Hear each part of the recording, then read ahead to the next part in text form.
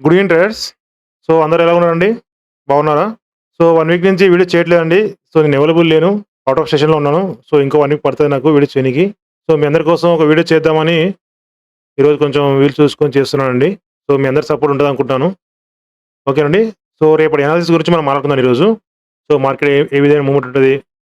రేపు లెవెల్స్ ఏందనేది దాని గురించి మనం ఈరోజు డిస్కషన్ తీసుకుందాము. సో, మనకు బ్యాంక్ నిఫ్టీ వచ్చేసి ఫస్టు రేపు మార్కెట్‌లో మనకు ఫ్లాట్ గాని, గ్యాప్ అప్ గాని, స్మాల్ గ్యాప్ డౌన్ అయినా గాని మార్కెట్‌లో మనకు అప్స్ అయ్యే ఛాన్స్ ఉంటదండి. ఎందుకు అంటే మార్కెట్‌లో మనకు వార్ జరుగుతున్నప్పుడు గూడా మార్కెట్‌లో మనకు ఫాలింగ్ లేకుండా మార్కెట్‌లో చాలా వరకు హోల్డ్ చేస్తున్నాయండి. ఓకే. మార్కెట్‌లో మనకు ఎప్పుడైతే మనకు ఇండియా, పాకిస్తాన్ వార్ జరిగేటప్పుడు గూడా మనకు మార్కెట్‌లో ఎటువంటి బిగ్ ఫాల్ లేకుండా గూడా మనకు మార్కెట్‌లో చాలా వరకు హోల్డ్ చేసాయండి. అందుకనే రేపు మార్కెట్‌లో మనకు ఫ్లాట్ గాని, గ్యాప్ గాని, స్మాల్ గ్యాప్ డౌన్ గాని మార్కెట్‌లో మనకు అప్ సైడ్ ఎళ్ళే ఛాన్స్ ఉంటదండి.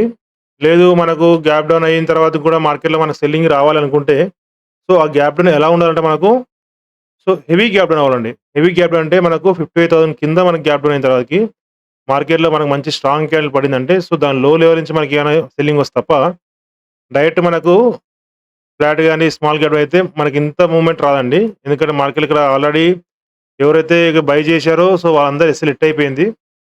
మార్కెట్‌లో ఇక్కడ ఏ లెవెల్ చూసారా? వాళ్ళందరూ ఎస్ఎల్ కూడా హిట్ అయిపోయినాయి. మార్కెట్‌లో వీళ్ళని హిట్ చేయనీకైతే మార్కెట్‌లో ఫ్లాట్ గాని, స్లైట్‌లీ గ్యాప్ డౌన్ అయితే మార్కెట్‌లో ఈ మూవ్‌మెంట్ రాదండి. కంటిన్యూ సెల్లింగ్ రాదండి.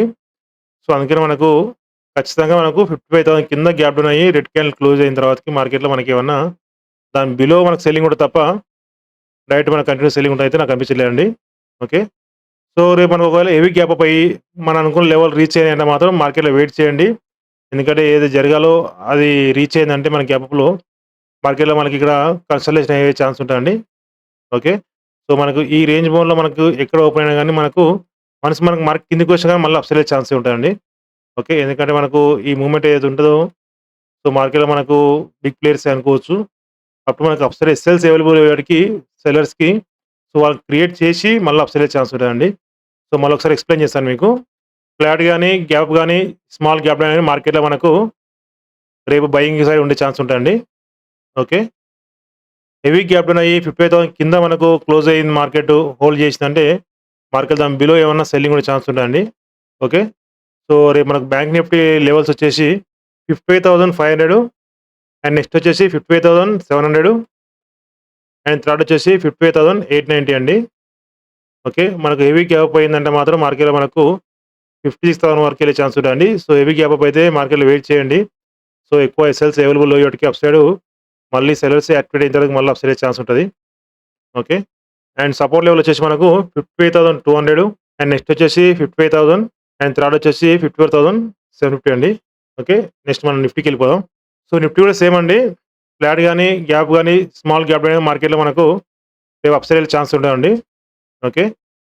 మార్కెట్‌లో దీంట్లో కూడా ఒకవేళ మనకు సెల్లింగ్ రావాలంటే హెవీ గ్యాప్ డౌన్ అయితే మాత్రం 24,840 కింద గ్యాప్ డౌన్ అయ్యి మార్కెట్ రెడ్ క్యాండిల్ క్లోజ్ అయితే 50 మినిట్స్ క్యాండిల్ క్లోజ్ అయితే దాని బిలో సెల్లింగ్ ఉండే ఛాన్స్ ఉంటదండి. ఓకే. మార్కెట్‌లో మనకు ఒకవేళ స్మాల్ గ్యాప్ డౌన్ గాని మార్కెట్‌లో ప్రైస్ రిజెక్ట్ అయ్యిందంటే మళ్ళీ క్లోజింగ్ ప్రైస్ బ్రేక్‌ఔట్ అయిందంటే మార్కెట్‌లో మళ్ళీ అప్ సైడ్ ఛాన్స్ ఉంటది. ఎందుకంటే అప్ సైడ్ ఎస్ఎల్స్ అవైలబుల్ అయ్యే వాటికి మార్కెట్‌లో మనకు సెల్లర్స్‌ని ఎంట్రీ చేపించడానికి మళ్ళీ వాళ్ళు ఎస్సలేట్ అవుతూ అప్ సైడ్ ఎళ్ళే ఛాన్స్ ఉంటదండి. ఓకే. ఆల్రెడీ కూడా బయర్స్ ఉన్నారు. మార్కెట్‌లో ఈ మూవ్‌మెంట్‌లో ఎగ్జిట్ అయిన తర్వాతకి మార్కెట్‌లో మనకు అప్ సైడ్ వచ్చేసిందండి. ఇలా మళ్ళీ టార్గెట్ చేయాలంటే హెవీ గ్యాప్ డౌన్ అయితేనే మనకు డౌన్ సైడ్ ఎళ్ళే ఛాన్స్ ఉంటదండి. ఓకే. మనకు రేపు నిఫ్టీ లెవెల్స్ వచ్చేసి రెసిస్టెన్స్ లెవెల్ వచ్చేసి మనకు 25,080 అండి. అండ్ నెక్స్ట్ వచ్చి 25,200 అండ్ థర్డ్ వచ్చేసి 25,350 అండి. సపోర్ట్ లెవెల్ వచ్చేసి మనకు 24,890 అండ్ నెక్స్ట్ వచ్చేసి 24,760 అండ్ థర్డ్ వచ్చేసి 24,640 అండి. ఓకే. మనకు రేపు ఫ్లాట్ గాని, గ్యాప్ గాని, స్మాల్ గ్యాప్ గాని మార్కెట్‌లో మనకు మళ్ళీ అప్ సైడ్ ఛాన్స్ ఉంటదండి. ఓకే. నెక్స్ట్ వచ్చేసి మనం సెన్సెక్స్‌కెళ్ళిపోదామండి. మనకు సెన్సెక్స్ కూడా మనకు సేమ్ అండి. నిఫ్టీ లాగా బిహేవ్ చేస్తాయి కాబట్టి దీంట్లో కూడా ఫ్లాట్ గాని, గ్యాప్ అయితే మార్కెట్‌లో మనకు అప్ సైడ్ ఛాన్స్ ఉంటదండి.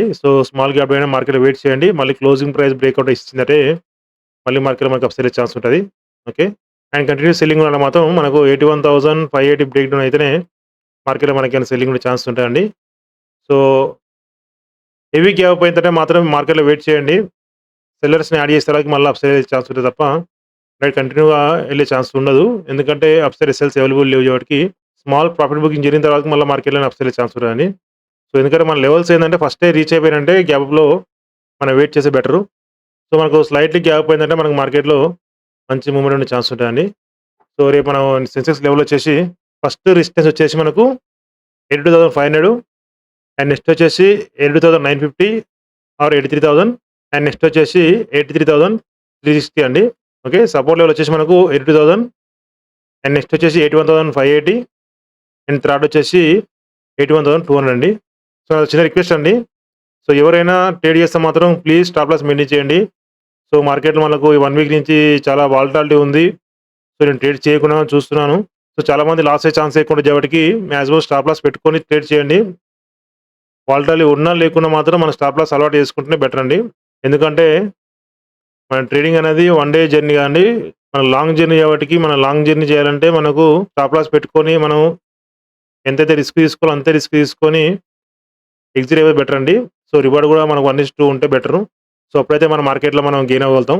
చాలామంది ఏం చేస్తారంటే మనకు స్టాప్ లాస్ పెట్టుకోకుండా ట్రేడ్ చేసి సో, వెళ్తదిలే పైకెళ్తదిలే, ఇక్కడి నుంచి పైకెళ్తదిలే అని అలాగే వదిలేస్తారు. అది ఎళ్ళకపోవడం తర్వాత ముచ్చట గానీ, మనకి ప్రీమియం టీకే వల్ల ఉన్నది మొత్తం పోతదండి. సో, అందుకని మనం అనుకున్న రిస్క్ గాని, అనుకున్న స్టాప్ లాస్ గాని తీసుకొని ఎగ్జిట్ అయిన తర్వాతకి సో, సిస్టమ్ క్లోజ్ చేస్తే బెటర్ మనకు. సో, ఎందుకు చెప్తున్నానంటే సో, మార్కెట్‌లో మనకు హెవీ వాలటాలిటీ ఉంది కాబట్టి చాలా వరకు స్టాప్ లాస్ మెయింటైన్ చేసుకోండి. ఓకే అండి. థాంక్ యూ అండి. Thank you very much. నా అనాలిసిస్ మీకు నచ్చినట్లయితే ప్లీజ్ లైక్ చేయండి, సబ్స్క్రైబ్ చేసుకోండి. అలాగే ఆల్ నోటిఫికేషన్ ఆన్ చేసుకోండి. ఓకే అండి. బై. Good night.